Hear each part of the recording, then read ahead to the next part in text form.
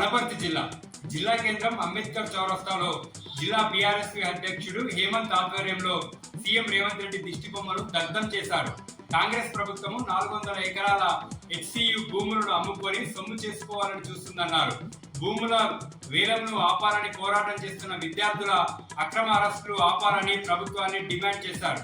భూముల వేలం ఆపకపోతే బీఆర్ఎస్పీ గాంధీ భవన్ ను ముట్టడిస్తుందని బీఆర్ఎస్పీ జిల్లా అధ్యక్షుడు హేమంత్ హెచ్చరించారు. జోగులాంబ గద్వాల జిల్లా హైదరాబాద్ సెంట్రల్ యూనివర్సిటీ భూముల వేలంను రద్దు చేయాలని బీఆర్ఎస్పీ రాష్ట్ర నాయకుడు కుర్వపల్లయ్య ప్రభుత్వాన్ని డిమాండ్ చేశారు. గద్వాల జిల్లా కేంద్రంలోని పాలమూరు యూనివర్సిటీ పీజీ సెంటర్ వద్ద విద్యార్థులతో కలిసి ఆయన నిరసన తెలియజేశారు. కాంగ్రెస్ ప్రభుత్వము వేలంను రద్దు చేయకపోతే మంత్రులు ఎమ్మెల్యేలను ఎక్కడికక్కడ బీఆర్ఎస్పీ అడ్డుకుంటుందని ప్రభుత్వాన్ని హెచ్చరించారు.